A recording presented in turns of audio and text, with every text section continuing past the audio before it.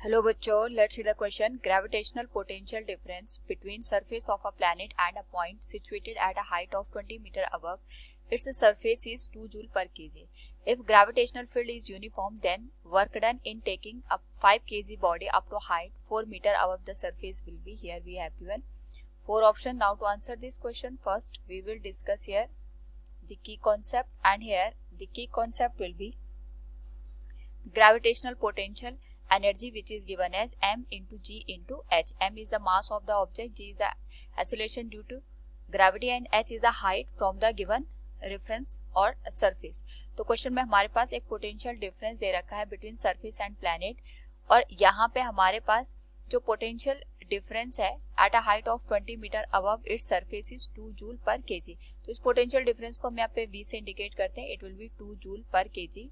And according to the question हमारे पास यहाँ पे क्वेश्चन में दे रखा है इट इज टेकिंग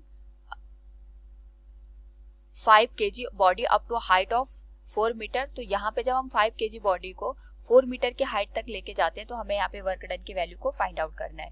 नाउ जब हम यहाँ पे ऑब्जेक्ट को 4 मीटर के हाइट तक राइज करेंगे, उस पर्टिकुलर केस में हमारे पास यहाँ पे जो पोटेंशियल एनर्जी निकल के आएगी at the height of the 4 metre, वही हमारे पास वर्क डन की वैल्यू होगी. लेकिन यहाँ पे हमारे पास पोटेंशियल डिफरेंस दे रखा है एंड वी नो दैट जब हम यहाँ पे पोटेंशियल डिफरेंस की बात करते हैं it is denoted by v, और इसकी जो वैल्यू होगी that will be given as g into h2 minus h1. ये हमारे पास यहाँ पे हाइट के डिफरेंस को शो कर रहा है. और यहाँ पे जो पोटेंशियल डिफरेंस है और पोटेंशियल एनर्जी अगर हम उसको ऑब्जर्व करें तो potential energy per unit mass को ही हम यहाँ पे पोटेंशियल डिफरेंस के नाम से जानते हैं. तो ये पोटेंशियल डिफरेंस अगर हम ग्रेविटी के टर्म में अंडरस्टैंड करें it will known as gravitational potential difference. तो we know that at height h हमारे पास जो पोटेंशियल एनर्जी होती है it will be given as mgh. And यहाँ पे अगर मैं इसको मास से डिवाइड कर दूं तो ये हमारे पास पोटेंशियल डिफरेंस में कन्वर्ट हो जाएगा. तो जो हाइट का डिफरेंस आएगा उसी के करस्पॉन्डिंग हमारे पास यहाँ पे पोटेंशियल डिफरेंस जनरेट होगा. So we can write it will be v equals g into h2 minus h1, और जिसकी जो वैल्यू दे रखी है हमारे पास वो 2 जूल पर केजी के बराबर गिवन है.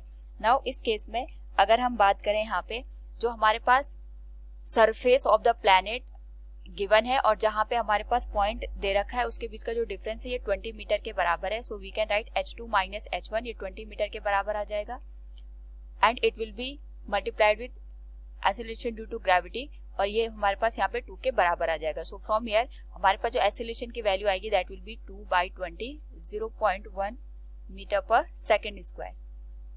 नाउ यहाँ पे हमें एक्सेलरेशन की वैल्यू ऑब्टेन हो गई. सो हम यहाँ पे पोटेंशियल एनर्जी की वैल्यू फाइंड आउट कर सकते हैं which will be equal to the work done of a given condition. तो यहाँ पे अगर हम बात करें मास हमारे पास 5 kg का है, एक्सेलरेशन इस पर्टिकुलर केस में 0.1 मीटर पर सेकेंड स्क्वायर का है, और जो हम हाइट यहाँ पे ट्रेवल कर रहे हैं 4 मीटर की कर रहे हैं. सो फ्रॉम हियर हमारे पास जो वर्क डन की वैल्यू आएगी that will be given as 2 joule. So from the given question we can say here